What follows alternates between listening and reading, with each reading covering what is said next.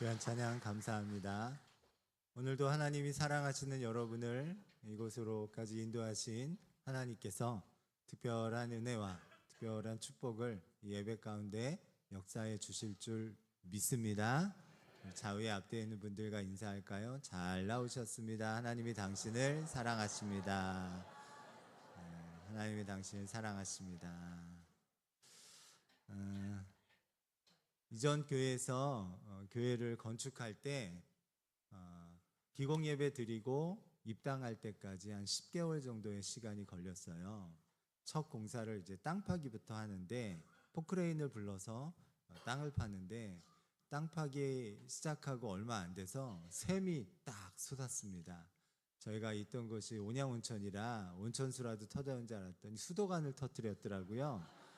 그래서 그것도 메꾸면서 또 이제 공사가 우당탕 시작이 됐어요. 한 번은 골조 공사를 하려고 철근을 이제 실어 왔는데 양이 꽤 많더라고요. 저걸 다 저렇게 많이 철근이 들어가나 싶을 정도로 철근을 많이 가져와서 이렇게 쌓아 놓는데 큰 트럭이 와서 기중기를 통해서 이렇게 내려서 이렇게 쌓더라고요. 그래서 이렇게 옆에서 지켜보고 있는데 저희 전체 공사 시공을 담당한 사장님이 이제 천안의 교회 집사님인데 천안에 있는 교회 집사님인데 제 옆에 이렇게 오더니 목사님 요즘에는 철근값이 되게 비쌉니다. 그리고 철근을 밤중에 트럭을 가져와서 통째로 훔쳐가는 사람들이 있습니다. 그 얘기를 나한테 왜 하는 거예요? 또 안 들었으면 모르는데 그때 당시에는 뭐 근처에 뭐 그 집이 하나도 없고요. 아직 교회 앞에 아파트도 공사 첫 삽도 아직 안 뗐고 교회만 이제 공사를 언덕에다 이제 하기 시작할 때라 여따 그냥 그 저 철근을 쌓아둔 걸 그냥 두면 진짜 이 사장님 말씀대로 다 훔쳐갈 것 같은 거예요. 그래서 밤중에 나와서 차에서 히터 틀고 지켰습니다. 네, 나중에는 이제 뭐 장치들을 좀 해갖고 했는데 그때까지 좀 지켰어요. 네. 여러분 히터 틀고 철근 지켜봤어요? 안 지켜봤죠. 네, 전 지켜봤어요. 네. 그렇게 이런 일 저런 일 다 지나면서 드디어 입당 예배를 하게 됐는데 감사가 그냥 되더라고요. 야, 이런 일 저런 일 다 생각이 나면서 입당 예배 드리는데 감격이 되더라는 거죠. 여러분 이 마음 아실란가 모르겠어요. 이제 곧 알게 될 겁니다. 남의 일이 아니고 사실 성전 건축이라는 건 제가 보면 다른 목사님들도 그런 얘기를 하는데 이게 사명이 있는 사람만 할 수 있는 거예요. 돈이 있다고 하는 게 성전 건축이 아니고요. 진짜 그거에 대한 사명이 있는 사람이 할 수 있는 일이 성전 건축입니다. 근데 그 일을 저한테 맡기신 거잖아요. 그리고 10개월의 기간 동안 작은 사고 하나 없이 뭐 누구 다치고 뭐 중간에 무슨 뭐 재정이 좀 문제가 생기고 그런 거 하나 없이 마치고 잘 끝나고 또 입당 예배를 드리니까 얼마나 마음이 좋았겠어요. 여러분도 곧 그날이 옵니다. 네, 안전하게 아무 일 없이 잘 마치고 서로 이제 감격에 겨워서 하나님께 감사의 예배를 드리는 날이 이제 올 거예요. 그때까지 아프지도 다치지도 맙시다. 네, 일찍 천국 갈 생각하지 마시고, 네, 그래서 그렇게 되기를 바랍니다. 자, 이런 감정을 누가 느끼고 있냐면 오늘 본문에 유대 백성들이 느끼고 있는 거예요. 바벨론에 의해서 나라가 완전히 망하고 그 망할 때 예루살렘 성전이 돌 위에 돌 하나 남지 않고 다 무너졌거든요. 그렇게 포로를 질질 끌려갔던 70년 시간이 지나서 이제 1차 포로 귀환으로 다 스룹바벨이 리더가 돼서 지도자가 돼서 5만 명의 사람들이 일단 예루살렘 성으로 돌아왔고 이 사람들이 열심히 이 성전 재건 무너진 성전을 다시 건축하리라 이 성전 재건의 사명을 가지고 돌아와서 그 일을 이루어냅니다. 이루어내는데 물론 어려움이 있었어요. 우리가 지난 시간에 살펴본 것처럼 사마리아 사람들의 반대도 있었고 등등등 해서 두 번의 큰 어려움이 있었는데 그 역경을 뚫고 성전이 다시 새롭게 재건이 된 거예요. 그러니 그 마음이 얼마나 좋았겠어요. 좋았겠어요. 근데 문제가 있습니다. 무슨 문제가 있냐면 성전은 잘 다시 새롭게 건축을 했는데 아직은 오늘 우리가 9장 읽고 있죠? 에스라 9장. 아직은 성전 안에서 성전 예배가 회복되지 못하고 있어요. 성전은 지어졌고 성전은 다시 지어졌는데 물론 솔로몬 때의 크기는 아닐지 모르지만 어쨌든 성전은 지어졌는데 성전 안에서 예배가 회복되지 못하고 있어요. 가장 큰 이유는 이 예배를 섬길, 예배를 집례해야 할 레위인들이 턱없이 부족했기 때문입니다. 그래서 성전 예배가 회복되지 못하고 있었고 이 일을 위해서 하나님께서는 누구를 준비시키시냐면 에스라 선지자를 준비시켜서 2차 포로 귀환을 실행하게 하신 거예요. 그래서 바벨론에 남아있던 사람들 중에 또 2차로 예루살렘 성에 들어와서 이 사람들의 사명은 1차 귀환 때는 성전을 짓는 거라면 2차 귀환 때 돌아온 사람들은 예배를 회복하는 거예요. 그 일을 하나님께서는 에스라 선지자에게 맡기십니다. 에스라 선지자는 우리가 읽고 있는 이 에스라 선지자는 1장부터 10장까지밖에 안 되는 짧은 장인데 에스라 선지자는 모세의 형인 아론의 16대 손이에요. 그러니까 아론 지파니까 제사장 가문이겠죠? 네. 그리고 율법 학자이기도 해요. 그래서 에스라를 뭐라고 보통 부르냐면 학사 에스라 이렇게 불러요. 들어본 것 같죠? 네, 학사 에스라 이렇게 부릅니다. 하나님의 말씀을 묵상하고 또 연구해서 그걸 백성들에게 가르치는 사람이면서 제사장인 사람이에요. 그 사람을 통해서 하나님께서는 스룹바벨을 통해서 1차 귀환을, 에스라를 통해서 2차 귀환을 이제 하십니다. 그리고 도착했어요. 그 도착하고 그 2차 귀환이 한 넉 달 정도, 바벨론에서 예루살렘까지 한 넉 달 정도 걸어서 오거든요. 그래서 넉 달 정도 걸려서 여기 도착해서 대부분 이게 딱 정리가 될 때가 오늘 9장 1절에 나오는 이 일 후에라고 하는 그 일이에요. 그 일은 2차 귀환이 잘 마무리돼서 이제 본격적으로 이 2차 귀환자들이 가지고 있는 예배 회복의 사명을 감당하려고 하는 그때 이 일 후에 잘 2차 귀환이 딱 도착해서 된 이후의 일이 9장의 일입니다. 자, 이제 예배를 회복하면 돼요. 성전도 있고 레위인도 데리고 왔어요. 이제 하면 됩니다. 근데 이때 사람들로부터 아주 심각한 보고를 에스라 선지자가 학사 에스라가 받게 됩니다. 그게 뭐냐면 아주 이 유대 백성, 하나님의 백성의 정체성, 이 근간이 흔들리는 보고를 받아요. 그게 뭐냐? 지금 1차 귀환하고 2차 귀환하고 이 텀이 있어요. 57년 정도의 텀이 있습니다. 꽤 길죠? 무슨 이사한다고 뭐 갔다가 몇 달 있다 또 오고 이게 아니고요. 이 기간이 굉장히 길어요. 57년이라는 긴 기간이 걸려 있어요. 이 기간 동안 1차 귀환했던 사람들 중에 통혼이라 그러는데 이 가나안에 있는 사람들과 결혼하는, 그래서 신앙의 이 순수성을 훼손시킨 사람들이 많이 생겨났다는 보고를 듣게 됩니다. 사실 꼭 유대인들끼리만 결혼할 건 아니고 이방인들하고 결혼할 수 있죠. 우리 성경에도 보면 라합이라든가 루시라든가 이렇게 이방 여인들을 결혼해서 우리 다윗의 씨가 이렇게 이어지는 것도 성경에 나와 있긴 해요. 그래서 과연 이방인과 결혼을 해야 되냐 마냐 이런 문제는 좀 나중에 기회가 될 때 좀 설명하고, 오늘은 어쨌든 이 명령은 왜 일어났냐면 신앙의 순수성, 내가 가나안에 있는 사람들과 결혼하게 되면 그들이 섬기는 우상을 나도 영향을 받게 되어 있어요. 아합 왕이 북이스라엘의 가장 악한 왕이 된 이유는 그의 부인이 바알 제사장의 딸인 이세벨이었기 때문이거든요. 그래서 그 영향이 있을 걸 아시고 하나님께서는 신명기 말씀을 통해서 통혼하지 말라고, 이방 사람들과 결혼하지 말라고 명령하셨어요. 뭘 하셨다고요? 명령. 우리 신명기 7장 3절인데요. 같이 읽어보겠습니다.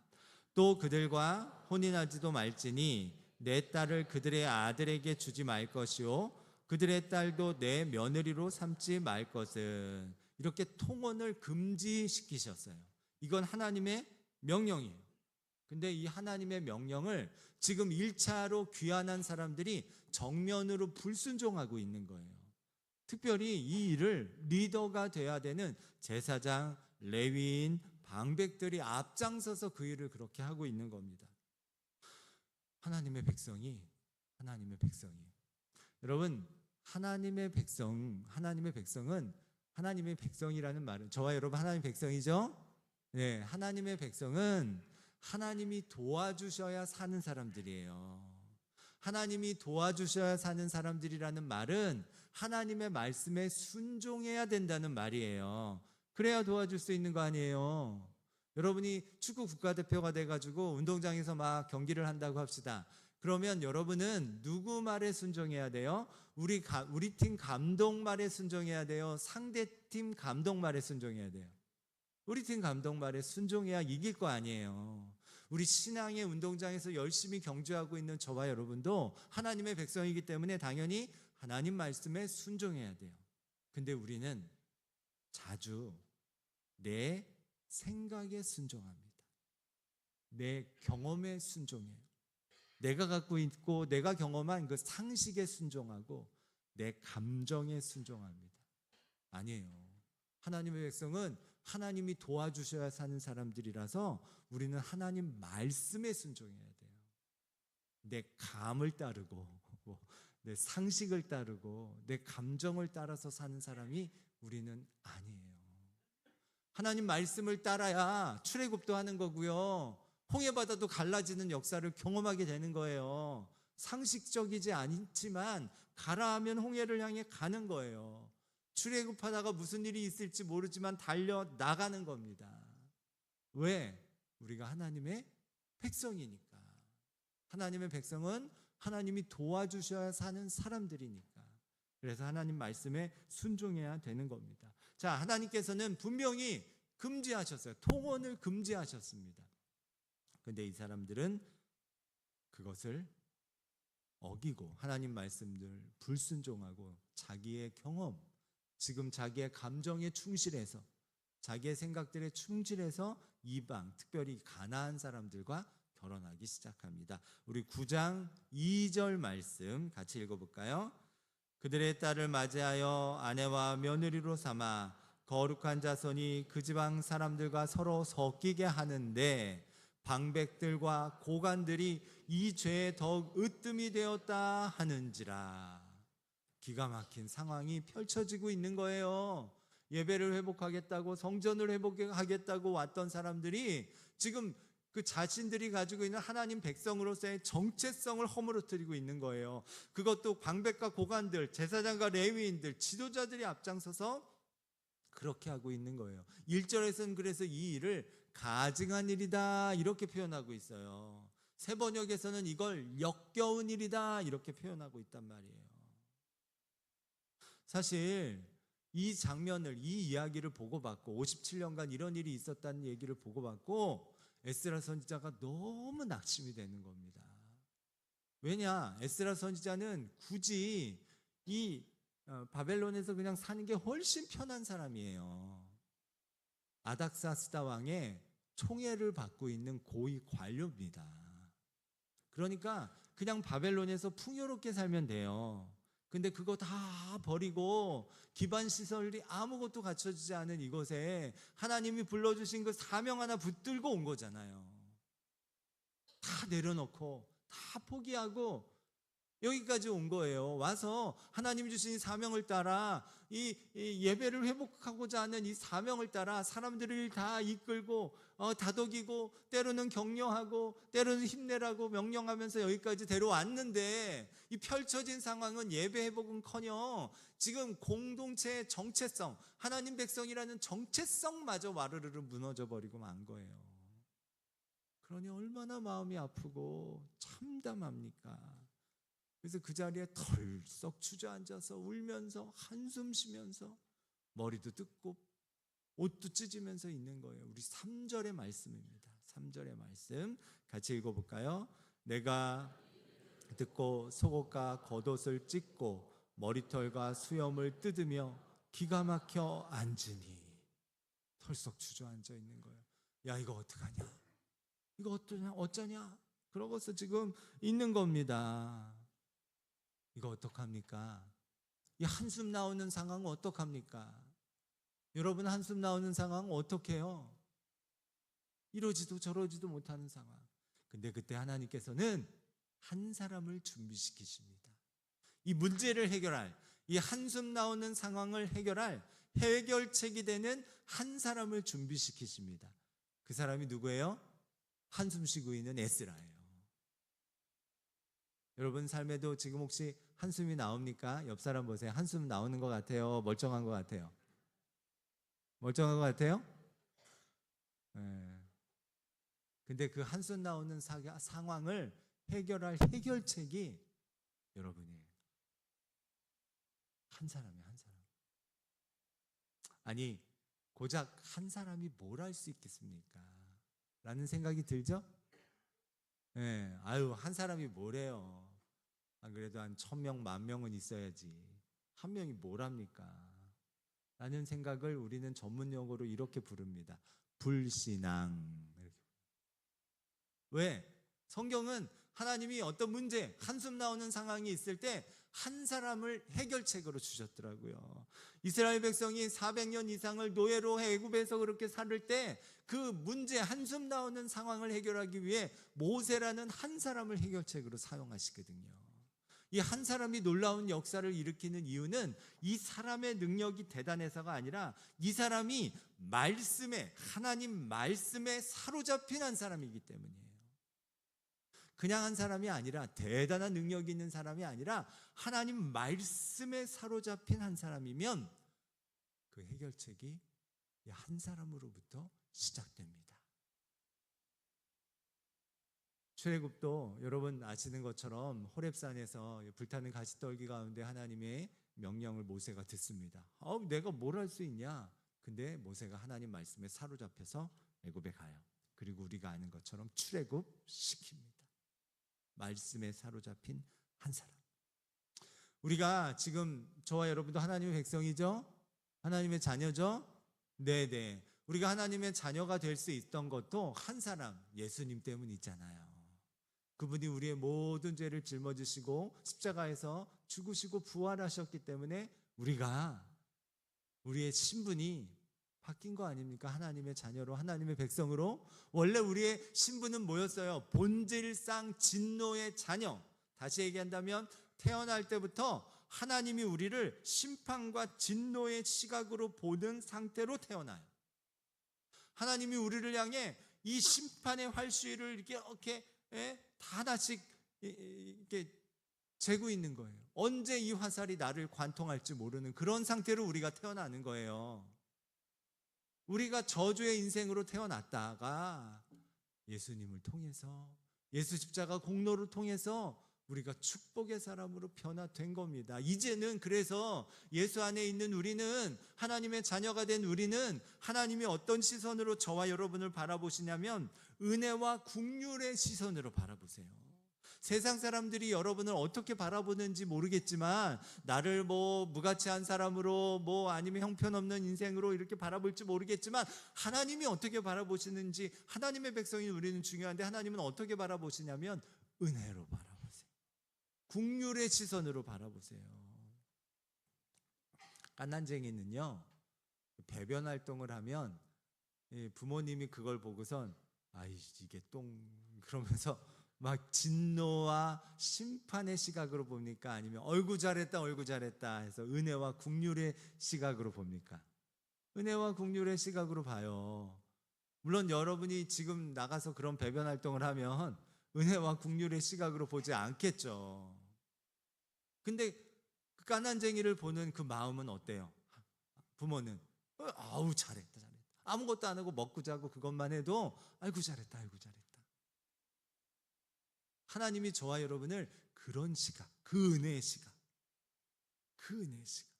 형편없이 내가 살고 있어도, 말도 안 되는 실패한 인생이라고 다른 사람이 얘기해도, 보잘것없고 쓸모없는 사람이라고 나에 대해서 누군가 외치고 그렇게 손가락질하는 사람이 있어도, 하나님은 여러분을 어떻게 보세요? 아이고 잘했다, 아이고 잘했다. 옆 사람한테 한번 해줄까요? 아이고 잘했다, 아이고 잘했다, 아이고 잘했다, 아이고 잘했다. 하나님 그렇게 보신다고요. 예수님 때문에 그렇게 보신다는 거예요. 예수 그리스도 한 사람 때문에 우리를 그런 시각으로 바라보신다는 거예요. 심판과 진노가 아니라 위로하시고 긍휼 베푸시고 은혜 베푸시는 시각으로 저와 여러분을 보시는 거예요. 뭐 잘못했다고 채찍질하시는 분이 아니라 그래도 수고했다고 토닥토닥거리는 시선으로 저와 여러분을 바라보고 계시는 거예요. 이 놀라운 역사가 누구 한 사람으로부터 일어났다고요? 예수님. 모세가 말씀에 사로잡힌 한 사람이라면 예수님은 말씀이신 하나님이시니까. 왜? 말씀에 능력이 있거든요. 우리 히브리서 4장 12절, 말씀에 능력이 있는 히브리서 4장 12절 읽어보겠습니다. 하나님의 말씀은 살아있고 활력이 있어 좌우의 날쌘 어떤 검보다도 예리하여 혼과 영과 및 관절과 골수를 찔러 쪼개기까지 하며 또 마음의 생각과 뜻을 판단하나니. 말씀에 능력이 있는 거예요. 한 사람이면 충분해요. 말씀에 사로잡힌 한 사람이면 충분합니다. 하나님은 말씀에 사로잡힌 한 사람을 해결책으로 사용하십니다. 그러니 우리는 누구 말에 귀 기울여야 돼요? 하나님 말씀에 귀 기울여야 되는 줄 믿습니다. 세상 사람들이 하는 말, 혹은 내가 갖고 있는 내 생각, 내가 경험한 상식, 거기에 내 선택의 기준을 맞추지 마십시오. 그러면 하나님 역사가 일어나지 못합니다. 하나님 말씀에 맞춰야 됩니다. 왜? 우리 하나님의 백성이니까, 하나님의 자녀니까. 그러면 이 말씀에 사로잡힌 저와 여러분을 통해 하나님이 해결책 되게 하실 겁니다. 마지막으로 한번 인사합시다. 옆 사람과. 당신이 해결책입니다. 네. 그렇다고 돈 꺼달라 그러지 마시고, 당신이 해결책이에요. 내가 해결책이에요. 말씀에 내가 사로잡히면 내가 해결책이 돼요. 우리는 하나님 말씀에 순종하는 인생으로 살아야 돼요. 여러분, 하나님 말씀에 순종합시다. 근데 왜 그래요? 왜 자꾸 내 감정에 순종해요? 왜 내 상식, 내 겪어보고 살아보고 그런 경험에 순종해요? 왜 내 생각에 순종합니까? 그게 하나님의 뜻과 맞을 때도 있지만 안 맞을 때가 되게 많아요. 하나님 말씀에 순종하세요. 여러분, 하고 싶은 대로 하지 말고 하나님 말씀 순종해서 살아가야 나를 통해 하나님의 놀라운 일들이 일어나게 됩니다. 그래서 어떤 일이 일어나느냐? 에스라가 이 말씀에 순종해서 펑펑 울다가 회개하고 하나님 말씀을 선포해요. 그때 그 떨림에 반응한 사람들이 있어서 이게 점점 퍼져나가서 이 유대 백성 전체가 하나님께 돌아오고 회심합니다. 그러고 스스로 자정한 능력이 일어나게 되는데 통원한 가족들을 내보내고 다시 예배가 회복되는 역사가 일어나게 돼요. 그게 10장까지의 내용이에요. 여러분, 하나님 말씀에 순종하는 저와 여러분 됩시다. 전에 있던 교회에 청년회장, 여자 이제 청년회장이 있었어요. 삼각교회였고 교인도 뭐 얼마 되지 않았는데 굉장히 충성스러운 일꾼입니다. 뭐 교회 나와서 열심히 교회학교 교사, 그러니까 부장선생님 같은 역할 다 하고 또 뭡니까 재무도 보고 또 뭐 전도도 많이 하고 기도도 하고 뭐 열심히는 일당백하는 청년이에요. 근데 청년이 이제 결혼을 할 때가 돼서 신랑을 데려왔는데 신랑은 전에 있던 교회에서 한 30분 정도 떨어져 있는 같은 지방은 아닌데 다른 지방에 있는 감리교회 또 태어나서 쭉 자란 그 청년도 믿음 좋은 남자 청년이에요. 신랑감이라고 이제 해서 데려왔어요. 데려왔는데 거기서 이제 신랑 될 그 청년은 사귀는 동안 그쪽에서 이제 교사도 하고 오전 예배 다 드리고 아마 거긴 저녁 예배가 있는 것 같아요. 그래서 오후 예배, 저희는 오후 예배를 드렸었으니까 오후 예배 때 이제 와서 오후 예배는 여기서 또 여자친구 있는 여기서 오후 예배를 드립니다. 그리고 이렇게 좀 드리더니 어느 날 저한테 목사님, 제가 오후 예배 전에 찬양 인도를 좀 하면 어떻습니까? 그 할 사람이 없어서 못 하고 있었거든요. 얼마나 좋아요. 하라고. 그래서 4개년 동안 그쪽에서 이제 오전 예배랑 교사랑 다 하고 저녁 예배는 저녁에 하니까 여기 오후 예배 와가지고 찬양하고 막 이런 걸 이렇게 했어요. 큰 일꾼이죠. 그죠? 그리고 이제 결혼식 날짜가 정해져서 결혼을 해야 될 때 저를 찾아왔습니다. 청년이 찾아왔어요. 찾아와서 뭘 찾아왔냐면 이 청년회장 하는 여자 청년이 찾아와서 결혼을 하게 되면 그 시부모님 계시는 그쪽 교회 우리 신랑 되는 그 교회를 가야 될지 아니면 여기서 지금 봉사하고 있는 이 교회에 남아야 될지 그거를 이제 목사님께 여쭤보려고 왔다는 거예요. 여러분, 이거 여쭤보려고 온 건요, 가고 싶어서 온 거예요. 100%입니다. 가기 싫으면 물어보지도 않아요. 그냥 남으면 돼요. 근데 이걸 심각하게 온 거는 뭐 하고 싶은 거예요? 하고 싶은 거예요. 그래서 왔어요. 근데 제 입장에서 보면 이 두 사람의 헌금도 열심히, 왜냐하면 헌금 내는 사람이 별로 없어요. 그리고 헌금은 나 둘째로 치고 봉사하는 사람이 없어요. 찬양 인도를 앞에서 할 사람이 없는데 이게 웬 떡입니까? 여자친구 교회라고 와서 말도 안 했는데 알아서 이렇게 기타 치면서 하고 있으니까 얼마나 좋아요. 차량 수송도 해줄 것 같고 머릿속에 막 이렇게 오후에 올 때마다 이것도 시켜야지 저것도 시켜야지 막 이러고 있었거든요. 근데 그걸 물어보니까 제가 뭐라고 했을 것 같아요. 신랑 교회로 가라. 남아라 하고 요 말이 여기까지 왔는데 가라 그랬어요. 왜냐하면 다른 게 아니고요. 이 청년은 한번 열심히 있고 다 그런데 부모님 사랑을 한 번도 받아본 적이 없어요. 지금도 이제 이모부 밑에서 살고 있거든요. 한 번도 부모의 사랑을 받아본 적이 없어요. 그래서 제 생각에는 이 사랑이라는 건요, 사실 아끼고 사랑하는 청년이에요. 근데 이 사랑은, 성경에서 말하는 사랑은 이 사람의 성장을 답보해야 되거든요. 한 번도 받지 못한 사랑, 물론 시부모님의 사랑과 진짜 엄마 아버지의 사랑은 다르다는 걸 나중에 좀 더 알았어요. 근데 그래도 그 사랑을 조금이라도 맛볼 수 있게 그쪽으로 보내주는 게 좋겠다라는 생각이 들어서 눈물을 속으로 삼키면서 가서 열심히 봉사해라 이렇게 했어요. 여러분, 사실 제 감정으로는, 그리고 지금 당시의 상황으로는 붙잡았어야 돼요. 거기는 뭐 일할 사람도 많은데 여기 남아야지 라고 하고 싶었지만, 한 사람을 보고 이 사람의 성장을 보고 또 하나님이 나에게 말씀하신 목사로서의 자리에서 권면할 수 있는 그 상황을 보고 가라고 얘기해 줬어요. 가서 열심히 신앙생활 했고요. 그래서 때만 되면 이제 찾아오고 목사님. 심지어 전회교에서 전가족 수련회 하면 거기도 가족도 아닌데 애들이 셋이 다 되는데 데리고 와가지고 거기도 참석하고 그래요. 왜 그럴까요? 목사님이 자기를 사랑하는지 알아서 그래요. 그걸 아니까 그러는 거예요.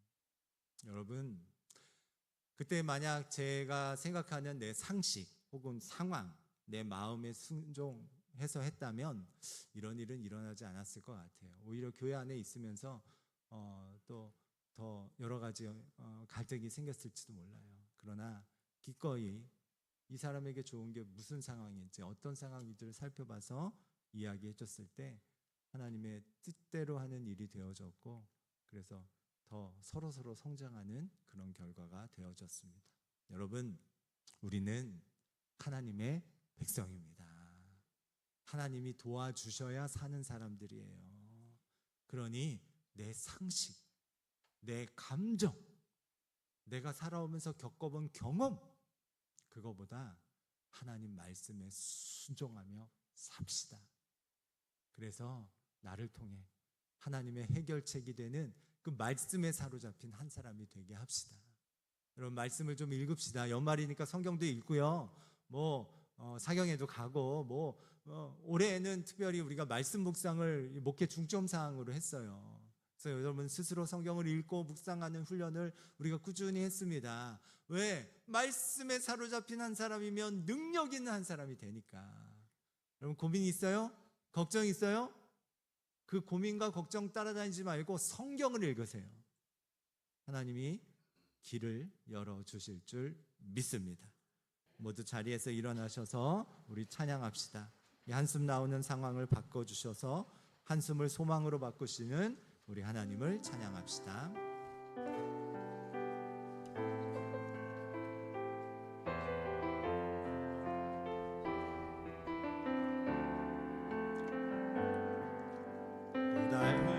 삶의 은혜도 무뎌지고 곧 사라질 것에 내 맘 두네. 헛되고 헛된 것들을 바라보며 그 은혜를 놓치며 살았네. 주어진 삶을 묵묵히 살아가며 날 붙드신 주 예수를 보내. 사망 가운데 놓여진 나의 삶을 날 건지신 그 이름 예수.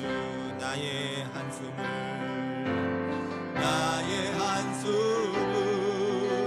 바꾸셨네. 주를 향한 노래로, 소망의 노래로 나의 눈물을 거두신 주 예수 이름 안에 살게 하소서. 나의 한숨을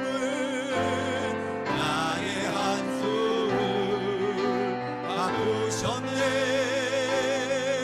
주를 향한 노래로, 소망의 노래로 나의 눈물을 거두신 주 예수 이름 안에 살게 하소서. 손 들고 찬양합니다. 나의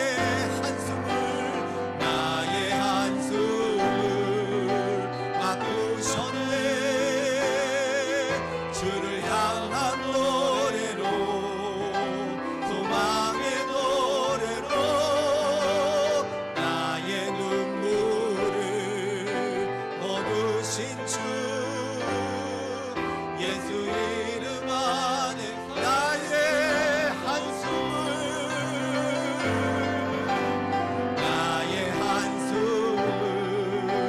바꾸셨네. 주를 향한 소망의 노래로 나의 눈물을 거두신 주 예수 이름 안에 살게 하소서. 하나님, 우리가 누구인지 흔들리지 않게 붙들 수 있는 신실한 믿음을 주옵소서. 우리는 하나님의 백성들이라 하나님이 도와주셔야 사는 인생들임을 놓치지 않게 주님 도와주옵소서. 한숨 나오는 상황이 있더라도 말씀에 사로잡힌 나 하나라면 극복하고도 남을 역사가 있게 될 줄 믿게 하여 주옵소서. 그래서 우리는 말씀에 순종하는 자로 평생을 걸어가도록 역사하여 주옵소서. 때때로 내 생각이 옳은 것 같고 내 상식이 맞는 것 같고 내 감정에 충실하는 게 좋은 것 같을 때마다 하나님 말씀을 더 굳세게 부여잡고 말씀에 사로잡힌 에스라처럼 우리 주님처럼 그렇게 걸어가는 우리 모두가 되게 하여 주옵소서.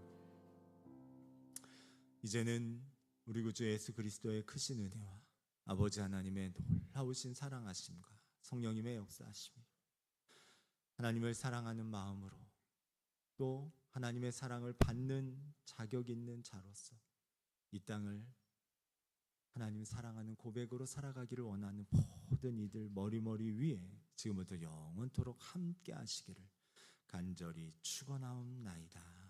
아멘.